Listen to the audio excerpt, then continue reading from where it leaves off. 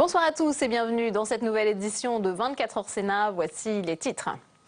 La grève des cheminots reconduite pour 24 heures. Les syndicats s'opposent à la réforme ferroviaire. Frédéric Cuvillier, le secrétaire d'État au transport, était auditionné au Sénat sur son projet. Le détail dans un instant. Le collectif budgétaire promet des discussions serrées malgré des baisses d'impôts promises pour 3 700 000 ménages. Des parlementaires frondeurs réclament une inflexion de la politique économique du gouvernement. Débat à suivre dans ce journal. La délégation sénatoriale aux droits des femmes pour la pénalisation des clients de prostituées. Elle a présenté ses recommandations sur la proposition de loi adoptée par l'Assemblée nationale. On en parle avec sa présidente, la sénatrice communiste Brigitte Gontier-Morin. Mais avant de développer tous ces titres, ce coup dur sur le front de l'emploi, Bouygues Télécom prévoit de réduire ses effectifs de 1500 postes sur 9000, soit plus de 15% des effectifs, via notamment un plan de départ volontaire. Les syndicats maintiennent la pression alors qu'ils vont être reçus ce soir par le secrétaire d'État Frédéric Cuvillier. Ils ont annoncé la reconduction pour 24 heures de leur grève. Les cheminots protestent contre la réforme ferroviaire dont l'examen au Sénat aura lieu début juillet. Flora Sauvage avec Pauline Dame. Manifestement, les efforts du gouvernement n'auront pas suffi à désamorcer le mécontentement des cheminots. La grève à la SNCF a été reconduite jeudi. La CGT et Sudrail, les deux syndicats à l'origine du mouvement, protestent contre la réforme ferroviaire du gouvernement. Une réforme qui doit être examinée en première lecture par les députés à compter du 17 juin. Le gouvernement veut réunir la SNCF et Réseau Ferré de France dans une seule et même entité. Le but, mettre un terme à l'endettement de RFF et de la SNCF. En 2025, elle devrait grimper à 59 milliards d'euros. Aujourd'hui, la dette, ils veulent la faire payer aux cheminots, avec la productivité, avec le manque d'investissement. Donc voilà, c'est bien à nous qui veut la faire payer. Alors que cette dette, elle est structurelle, c'est une dette d'aménagement du territoire qui a été faite quand on a mis en place le tout TGV. Mais pour le gouvernement, la réforme ferroviaire est nécessaire. C'est une réforme qui est capitale pour l'avenir du ferroviaire. Le système ne fonctionne pas bien. Je pense à la séparation entre la gestion des infrastructures et la mobilité, le transport, les trains. Même son de cloche chez Réseau Ferré de France, dont le président était auditionné ce matin au Sénat. Aujourd'hui, les Français se plaignent, et à juste titre, que notre réseau ferroviaire a vieilli, que la régularité s'est un peu dégradée, le trafic a beaucoup augmenté, l'offre a moins augmenté que le trafic. Nous avons beaucoup de projets à conduire et nous avons besoin d'une cohésion entre SNCF et RFF. C'est ça l'objet de ce projet de loi. Le secrétaire d'État au transport doit recevoir les syndicats dans la soirée, à la veille d'un deuxième jour de grève dans le transport ferroviaire. Et dans ce contexte de perturbation des transports, les taxis aussi étaient en grève aujourd'hui. On le voit sur ces images à Paris. Ils étaient mobilisés dans plusieurs villes d'Europe pour protester contre la concurrence croissante des voitures de tourisme avec chauffeur, les fameuses VTC et en particulier celle de la société américaine Uber.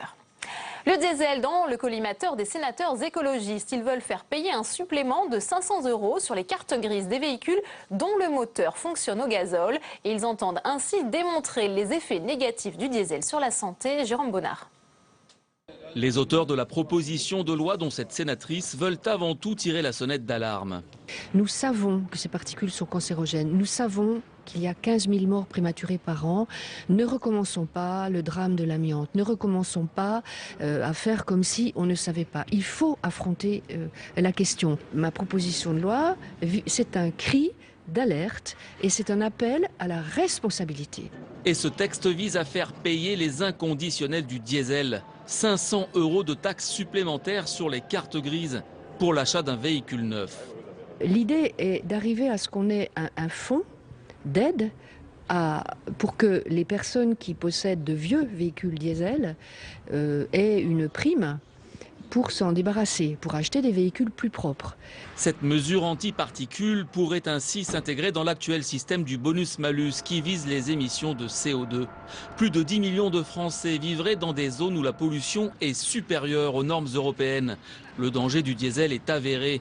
Mais pour ce journaliste, une énième taxe pénalisera une industrie déjà fragilisée alors que l'innovation progresse. S'attaquer à une taxe sur les voitures neuves, ça ne sert à rien puisque les nouvelles voitures qui sortent à la norme Euro 6, là, qui est en vigueur en septembre 2014, et il y a déjà des voitures qui y répondent aujourd'hui, ça arrive, on ne va pas dire que c'est plus propre qu'une voiture essence, mais sur les polluants qui sont mesurés, elles ont de meilleurs résultats que les nouvelles voitures essence.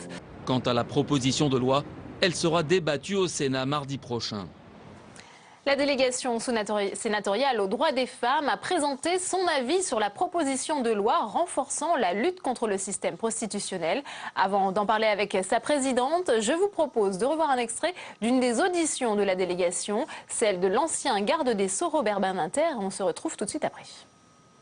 La prostitution occasionnelle, la prostitution pendant une période ou à certains moments est une des caractéristiques de ce mal moderne, pour des raisons qui sont multiples, une période de grandes difficultés économiques, insuffisance de ressources, ou bien, pour certaines ou certains, le goût de pouvoir s'offrir tel vêtement, telle vacance, etc. Bref, des plaisirs dispendieux ou onéreux que leur situation ne leur permet pas d'avoir, cela entraîne des phénomènes, des périodes de prostitution occasionnelle. Brigitte Gontier-Morin, bonsoir. Bonsoir. Vous êtes sénatrice du groupe communiste, sénatrice des Hauts-de-Seine et vous êtes la présidente de cette délégation sénatoriale aux droits des femmes. Alors on vient de le voir, vous avez auditionné de nombreuses personnalités sur cette question de la prostitution. Ces auditions s'inscrivent dans le cadre de l'examen de ce texte déjà adopté par l'Assemblée nationale qui prévoit à la fois de pénaliser les clients des prostituées mais aussi de supprimer le délit de racolage. Alors quelles sont les recommandations, les préconisations de votre délégation sur ce texte? Bien, tout d'abord, une observation, c'est que ces 30 dernières années, la nature de la prostitution s'est profondément modifiée. Elle est désormais liée dans l'immense majorité des cas à la traite d'êtres humains, de femmes, qui de par leur milieu défavorisé, eh bien, à qui l'on promet l'Eldorado, un Eldorado, accepte de venir dans notre pays et qui se retrouve évidemment en situation de prostitution, dans des situations de violence extrême. Donc il s'agit à la fois de tarir par la pénalisation de l'achat d'actes sexuels, de services sexuels, de faire en sorte que ces prostituées qui aujourd'hui sont des délinquantes, puisque soumises au délit de racolage, deviennent des victimes, soient reconnues comme victimes et puissent se voir offrir la possibilité d'un parcours global de sortie de la prostitution. Donc vous êtes d'accord avec cette proposition de loi qui a été adoptée à l'Assemblée nationale, vous allez la soutenir. On ne sait pas encore quand elle sera examinée au Sénat. Vous attendez une date. Vous parlez effectivement de cette question de la traite d'êtres humains. Il faudrait donc requalifier le proxénétisme en traite. Où est-ce qu'on en est dans cette réflexion aujourd'hui? Nous avons fait une observation, c'est que par exemple, le délit aux fins de traite pour proxénétisme est très peu utilisé par les juges dans notre pays. On préfère le délit de proxénétisme. Or, le premier est évidemment beaucoup plus large et notamment il permet des investigations à l'international. Donc nous recommandons donc d'utiliser plutôt ce délit-ci. Et que vous disent les services de la garde des Sceaux sur ce point justement? Écoutez, a priori il n'y a pas d'opposition. C'est la nature du débat que nous allons avoir puisque nous faisons des recommandations qui évidemment nous allons les faire valoir via des amendements au moment de l'examen de cette proposition de loi ici au Sénat. Vous parlez également de cette question de l'accompagnement, de la sortie de la prostitution. Oui. Alors, quelles sont vos recommandations? Eh bien, écoutez, je crois qu'il faut parler d'accompagnement global, à la fois articuler possibilité d'entrée, d'insertion dans un métier, donc de formation, mais l'accompagnement, c'est aussi toutes ces associations qui seront habilitées à travailler aux côtés de ces personnes qui veulent sortir de la prostitution.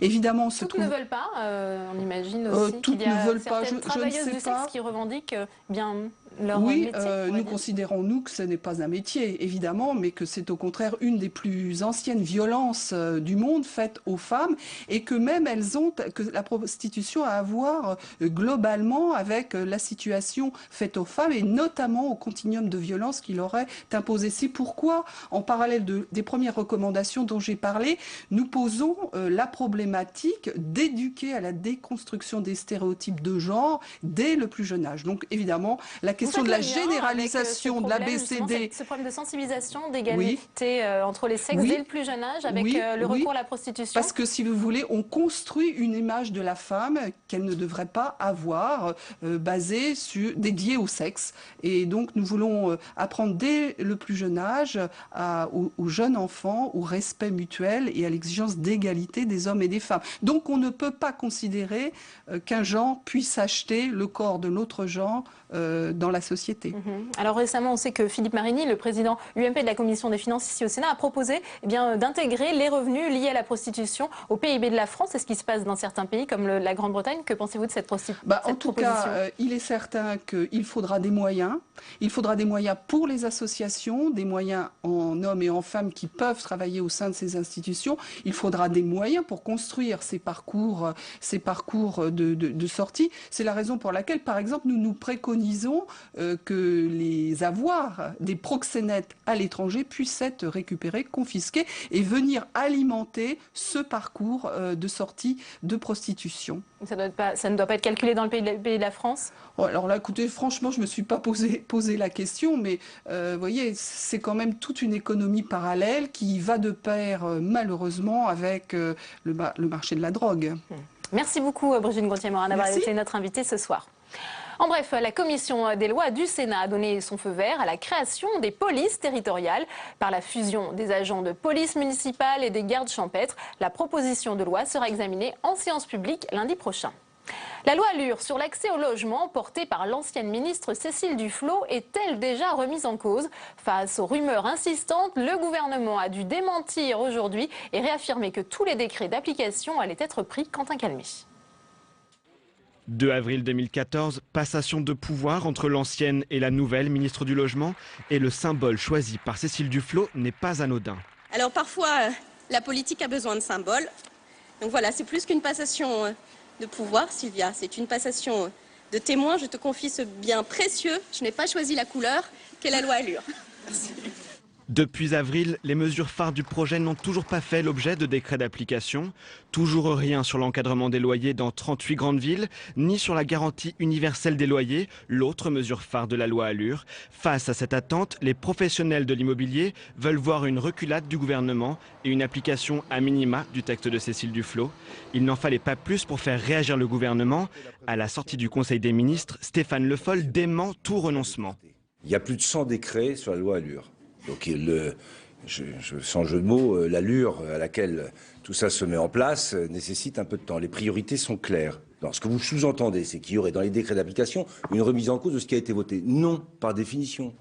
Dans la foulée, au ministère du Logement, on martèle le même message. Prochain test pour Sylvia Pinel dans 2 semaines avec de nouvelles annonces en Conseil des ministres. Relance de la construction de logements et mise en place de plusieurs dizaines de mesures de simplification de la législation.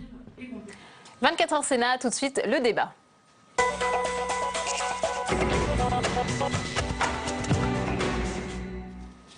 Y aura-t-il une majorité au Sénat pour voter le collectif budgétaire? Le texte a été présenté en Conseil des ministres ce matin. Des députés PS frondeurs réclament une inflexion de la politique économique du gouvernement et leur mouvement a fait des émules au Sénat. Faustine Saint-Geniès. C'est un caillou dans la chaussure du gouvernement.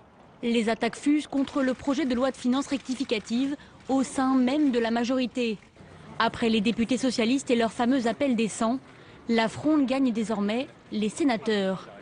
Une poignée d'entre eux se sont réunis hier pour demander au gouvernement une inflexion de sa politique économique. Les sénateurs ne sont pas étrangers au débat national et ne sont pas non plus insensibles aux démarches que nos camarades de l'Assemblée nationale ont initiées. S'ils sont pour l'instant moins d'une dizaine, la démarche est loin d'être anodine. Les critiques sont en général plus feutrées à la Chambre haute. Mais surtout, la majorité y est d'à peine 6 voix. Exercice difficile donc pour les ministres Michel Sapin et Christian Eckert, auditionnés cet après-midi au Sénat pour préparer l'examen du budget. Le ministre des Finances préfère minimiser la portée de cette fronde. On ne change pas de politique économique tous les matins, sinon les entreprises ne savent plus où elles en sont et elles ne peuvent plus prendre de bonnes décisions.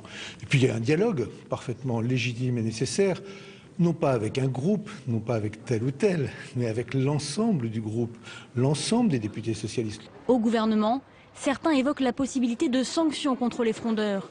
Manuel Valls doit rencontrer ce soir les députés concernés. Objectif pour ces élus, plus d'emplois, plus de justice sociale et une politique plus orientée en faveur de la consommation. Et on ouvre le débat ce soir avec nos invités. Fabienne Keller, bonsoir, sénateur UMP du Bas-Rhin. Vous êtes vice-présidente de la Commission des finances ici au Sénat. Et François Marc, sénateur socialiste du Finistère. Bonsoir. Vous êtes le rapporteur général de la Commission des finances au Sénat. Merci d'être avec nous. Est-ce que vous pensez que les mesures contenues dans ce collectif budgétaire, notamment concernant la réduction d'impôts pour 3 700 000 ménages, vont un peu calmer la grogne des frondeurs à l'Assemblée nationale et ici au Sénat ? Je ne sais pas si le problème des frondeurs est le problème majeur du pays. Le problème majeur du pays aujourd'hui, c'est l'emploi. C'est les conditions dans lesquelles les entreprises vont pouvoir relancer la croissance, créer de l'emploi. Et la politique du gouvernement va dans ce sens, et ceci depuis 2 ans. Donc je crois qu'il y a dans ce projet de loi de finances des mesures qui vont permettre d'améliorer la situation de l'emploi, je l'espère. Et puis il y a aussi des mesures pour améliorer le pouvoir d'achat des gens les plus modestes. Il faut qu'elles soient votées, ces mesures, donc s'il n'y a pas de majorité pour les voter, François Marc. Je crois que les choses vont dans le bon sens au niveau de l'action du gouvernement.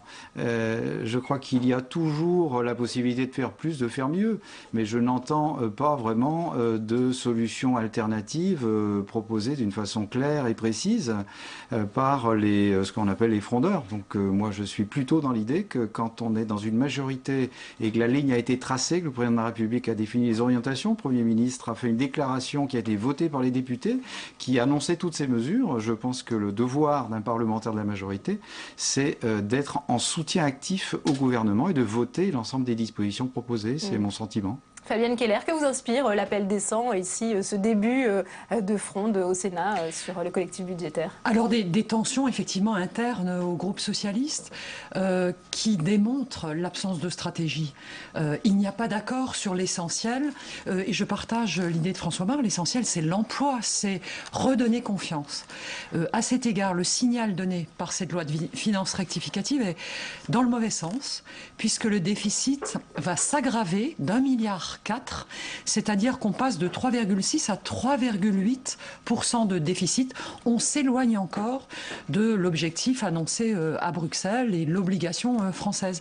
Donc, forte incertitude du côté des entreprises, angoisse de nos concitoyens, on les rencontre nombreux sur cette question dramatique de l'emploi, et pas d'axe fort, au contraire des signaux qui ne sont pas rassurants dans ce PLFR.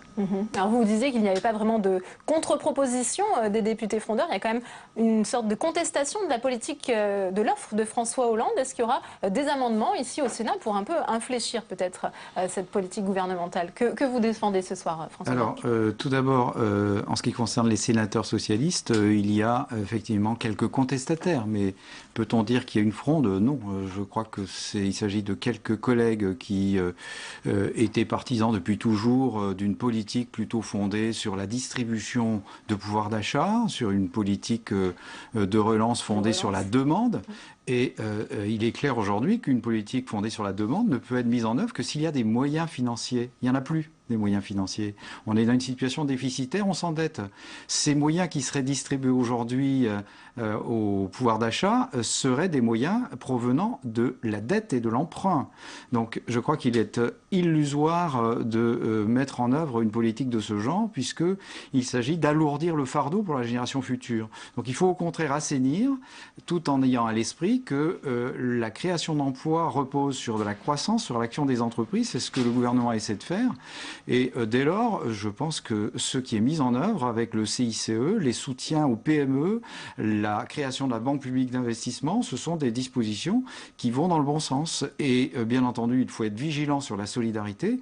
Et c'est la raison pour laquelle, dans ce projet de loi, il y a des mesures pour que 3 800 000 ménages français ne payent pas l'impôt revenu ou payent moins d'impôt revenu. Donc c'est quand même une mesure de solidarité qui devrait, je crois, satisfaire ceux de nos collègues qui sont aujourd'hui dans l'interrogation. Je pense qu'on va dans le bon sens. Sur ce point, François Marc, puisqu'on a vu à l'Assemblée nationale des critiques qui estiment qu'il y aura un effet de seuil et que finalement les réductions d'impôts pour les ménages les plus modestes vont peser sur les classes moyennes. Fabienne Keller. Alors ce qui est clair, c'est qu'il y a une annonce de réduction d'impôts, mais qu'en fait, voilà 2 ans qu'il y a plus d'1 million de personnes supplémentaires qui payent l'impôt et de ce fait, l'impôt sur le revenu, et de ce fait, plus de taxes d'habitation. Donc c'est une atténuation après 2 années de très forte augmentation des impôts, on peut le rappeler, les abaissements Jules Carrez à l'Assemblée nationale dit que ça va laisser de côté une dizaine de millions de ménages modestes ou moyens, malgré le lissage. Absolument, absolument, puisque ce lissage ne concerne que 3,7 millions de personnes pour des montants qui pour certains seront très faibles. Donc on est en atténuation de la fiscalisation des heures sup, des abaissements d'un certain nombre de ratios et de chiffres dans les impôts. On plafonne différentes déductions. Et puis nous allons avoir la fiscalisation des mutuelles, enfin des petits montants, mais qui concernent y compris des contribuables très modestes. Mais je voudrais revenir peut-être sur cette fronde. Elle correspond aussi à une préoccupation qui est réelle dans la société française, c'est le risque de déflation. C'est-à-dire quand on rentre dans ce cercle infernal où il y a une pesée sur les prix puisqu'il y a moins de gens qui consomment, puisqu'il y a moins de revenus disponibles, plus d'argent passe dans les impôts, ce qui à son tour met les entreprises en difficulté, qui crée moins d'emplois. On a plusieurs indicateurs qui montrent qu'on pourrait être dans l'amorce de ce cercle infernal qui pourrait être vraiment très destructeur pour la France. Voilà de longs mois que les chiffres d'emploi sont négatifs, certains produits voient leur prix baisser, ce serait un cycle extrêmement dangereux pour l'économie française. François Marc, sur ce risque de déflation, vous êtes d'accord avec l'analyse de Fabienne Keller? Écoutez, nous avons eu un débat récemment avec des experts à la Commission des Finances. Et il s'avère qu'aujourd'hui, le taux d'inflation en France est autour de 1%, on va dire, de façon un peu simplifiée, et que les mesures que vient de prendre la Banque Centrale Européenne pour justement créer un peu d'inflation en dessous de 2% sont de nature, je pense, à mettre de l'argent en circulation et dès lors à limiter ce risque de déflation. Je pense que ce n'est pas aujourd'hui le risque majeur. Je pense qu'il y a au niveau de l'économie d'autres préoccupations sur lesquelles nous devons travailler en ce qui concerne la compétitivité des entreprises et qui peuvent nous permettre d'aller de l'avant. Et c'est à cette condition, je pense, que nos concitoyens auront le sentiment que des réponses sont apportées pour eux-mêmes, leurs enfants qui recherchent de l'emploi, et aussi pour les uns et les autres dans leur petite retraite, dans leurs revenus, dans leur pouvoir d'achat. Donc on essaye de trouver l'équilibre et c'est pas facile. On est dans une période très très exigeante, l'équilibre entre d'un côté la nécessité d'avoir des comptes mieux équilibrés et de l'autre le souci de faire repartir la machine économique. Et c'est à cet exercice très très difficile, très périlleux que le gouvernement aujourd'hui essaye de contribuer. Je pense qu'il le fait d'une façon assez rigoureuse. En tout cas, moi je soutiens l'action qui est conduite et je soutiens le gouvernement dans ce PLFR. C'est mon rôle ici au Sénat. Mais je crois que c'est en conviction que je le fais parce que j'ai le sentiment que c'est la direction qu'il faut assumer aujourd'hui. Alors ce collectif budgétaire met en œuvre avec le PLFSS le budget rectificatif de la sécurité sociale qui sera présenté la semaine prochaine en Conseil des ministres, met en œuvre donc les premières mesures du pacte de responsabilité. Il y aura donc 10 milliards d'euros d'allègement de charges, 6,5 milliards en faveur des entreprises ou des artisans et 3,6 milliards en faveur des ménages. Est-ce que ça vous paraît une répartition juste, Fabienne Keller? Alors nous n'en connaissons pas tous les éléments puisqu'une partie de ces allègements seront présentés dans le projet de loi de finances rectificative de la sécurité sociale. C'est pour la semaine prochaine, c'est bientôt, mais on n'en connaît pas la pratique. Tant mieux s'il y a abaissement des charges pour les entreprises. Comme ça a été dit à l'instant, la compétitivité, c'est stratégique. Il est temps que le gouvernement prennent ce dossier à bras-le-corps, mais il y a malheureusement la question de la confiance dans le gouvernement et de sa crédibilité, puisque cette modification d'orientation fait suite à 2 années d'alourdissement des taux pour les entreprises, et il a fallu le rapport Gallois et un lent virage, les avances sur le CICE. C'est en mai de cette année que la première fois les entreprises, donc le mois dernier, ont bénéficié d'allègements sur les charges salariales. Donc la confiance n'est pas là, et il y a une question technique bien sûr, mais aussi de l'adhésion du pays, et en particulier des décideurs qui prennent des risques pour qu'ils osent créer de l'emploi grâce aux ressources supplémentaires. Donc moi, d'une certaine manière, je forme le vœu que cette confiance puisse être reconstruite, mais on en est loin, et l'économie française aujourd'hui est singulière en Europe. C'est pour cela que les mesures de la BCE ne suffiront peut-être pas pour la France, et qu'il faut un vrai sursaut, une vraie priorité à l'emploi et à la création de richesses.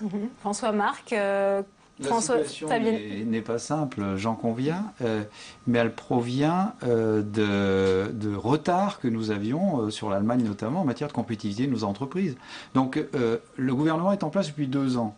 Et en 2 ans, on a mis en place différentes mesures. On a créé le CICE qui a commencé à produire ses effets, puisque les entreprises reçoivent leurs chèques actuellement. Je crois qu'elles en sont très satisfaites de recevoir un chèque parfois conséquent.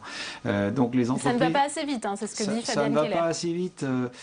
Bien entendu, ces mesures ont un effet un peu différé dans le temps.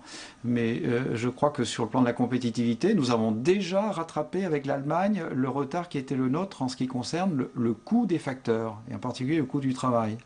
Nous sommes en situation à peu près nous sommes en situation à peu près équivalente avec l'Allemagne. Donc il y a un rattrapage qui a été fait, et au-delà de ce rattrapage, je pense qu'il y a aujourd'hui à mener une politique industrielle ambitieuse, et je crois que de ce point de vue, il y a un certain nombre de secteurs de pointe dans lesquels on doit aujourd'hui monter en puissance, et je pense que Arnaud Montebourg s'est attelé à cette tâche. Je pense qu'il le fait bien, avec courage, mais je pense que le contexte global qui est créé pour les entreprises, et d'ailleurs les chefs d'entreprise le reconnaissent avec ces mesures qu'on a évoquées, est en train de recréer de la confiance. Et c'est ça l'exigence, je partage l'avis de Fabienne Keller, que nous devons tous avoir, c'est que la confiance revienne dans ce pays. On a affaire, on l'a vu aux élections européennes, à beaucoup d'acteurs et à beaucoup de concitoyens qui sont aujourd'hui un peu dans le découragement. Donc il faut restaurer cette confiance. Et cette confiance ne viendra pas de la facilité. Et c'est ça que les frondeurs voudraient peut-être faire admettre. Je n'en suis pas convaincu. Je pense qu'il y a des efforts, il faut les faire partager, il faut les répartir équitablement, avoir de la solidarité. Mais c'est une condition nécessaire pour que les choses repartent en de bonnes conditions. Fabienne Keller, est-ce que le pacte de responsabilité va permettre justement de faire gagner à nouveau la confiance bien des entrepreneurs, mais aussi des citoyens? Pour l'instant, clairement, non. Les sondages le démontrent, mais je forme le vœu qu'une stratégie plus forte soit exprimée. S'agissant par exemple des investisseurs, des entreprises investisseurs, on voit que l'investissement international s'est effondré, un quart l'année dernière par rapport à l'année précédente. Donc de manière dramatique, on voit qu'il n'y a plus confiance en France. Le bilan de l'exercice budgétaire 2013 nous a montré que l'impôt sur les sociétés a baissé de moitié par rapport à ce qui était attendu. Enfin, l'augmentation attendue liée au taux, finalement, c'est la moitié. C'est-à-dire qu'on a perdu de la base fiscale. Il en est de même pour l'impôt sur le revenu. C'est la question de la fuite des personnes qui ont beaucoup de revenus. Donc, toute cette pente négative, il faut aujourd'hui la remonter, être à nouveau créateur d'emplois, créer de la confiance, être attractif pour les étrangers, pour les investisseurs étrangers. Donc ça, voilà, il y a besoin d'un capitaine. Il y a besoin d'axes stratégiques et de confiance. Merci François Marc, merci à tous les deux d'avoir été les invités de ce 24h Sénat. On finit ce journal par le plaidoyer des sénateurs communistes pour une réhabilitation collective des fusillés de la guerre de 14-18. Ils ont déposé un texte qui sera examiné en séance au Sénat le 19 juin. On écoute à ce propos Michèle de Messine, sénatrice. Elle explique les enjeux de cette proposition de loi au micro de Maxime Tully. On sait aujourd'hui qu'il y en a eu plus de 600 qui ont été condamnés à la peine de mort, une grande partie sans jugement, sans les moyens de se défendre, parce que surtout sur le début de la guerre, c'était une justice militaire expéditive. C'est la fin de cette édition. Merci à vous de l'avoir suivi. À 22h, vous retrouvez Sonia Mabrouk. Très bonne soirée et à demain.